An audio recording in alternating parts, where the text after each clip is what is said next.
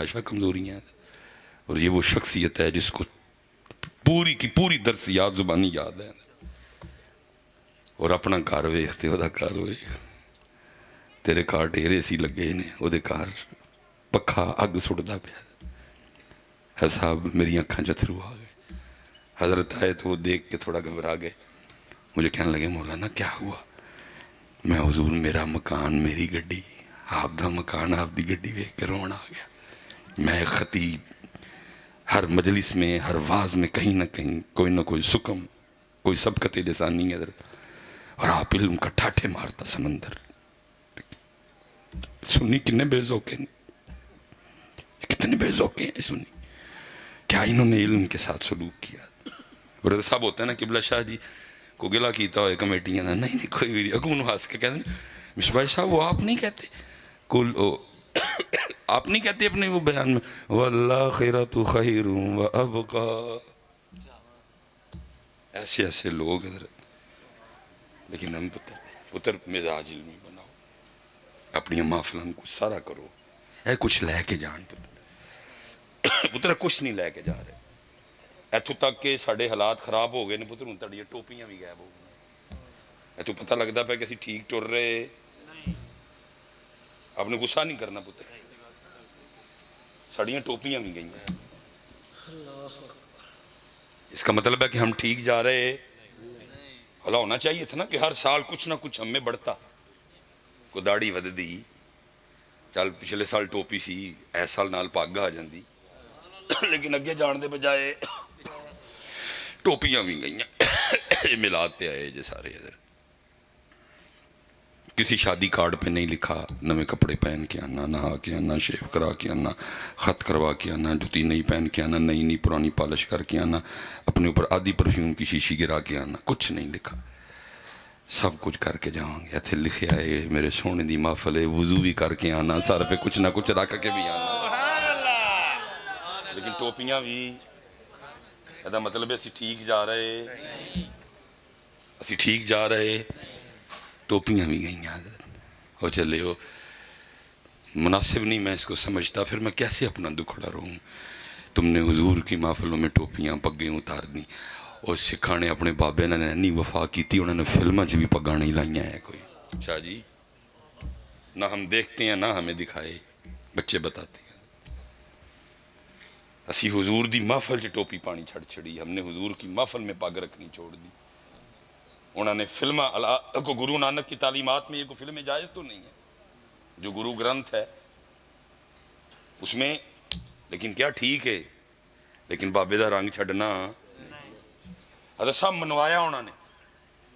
You کے ویچ تسی، میں یہ بدھ کو آیا ہوں یو کے سے واپس، پتر کیمرہ لگا ہے کہوں جھوٹ بولوں گا پکڑا جاؤں گا، یو کے جو تسی ہیلمٹ تو بغیر گڈی چلا سکتے،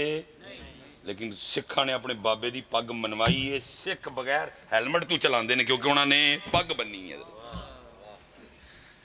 اور ہم نے حضور کی محفلوں میں ٹوپی اور پگ، اس کا مطلب ہے ہم ٹھیک جا رہے، پتر اللہ دا واسطہ ہے، اینا پیسہ لاندے ہو ہر سال، تھوڑا سوارا کرو، اے کچھ لے کے جان بچے،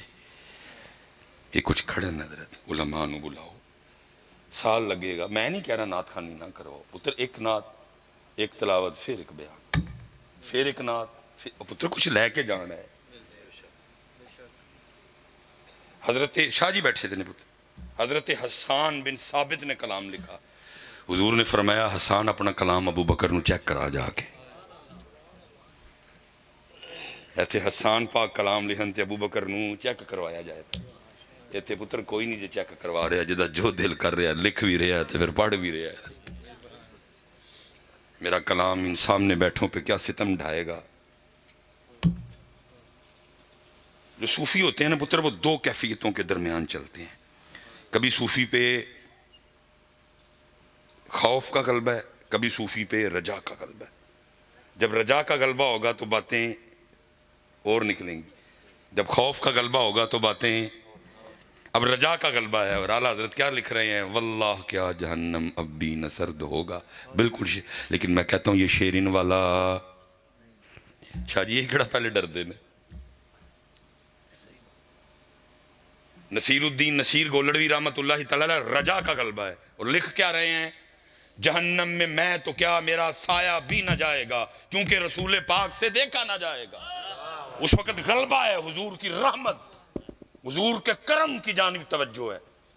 یہ لکھ رہے ہیں۔ لیکن جب خوف کا غلبہ ہے تو پھر کیا کہہ رہے ہیں؟ شرم عیسیاں سے سامنے جایا نہیں جاتا، یہ بھی کیا کم ہے تیرے شہر میں آئے ہوئے ہیں۔ کتے خوف دا غلبہ، کتے رجا دا غلبہ۔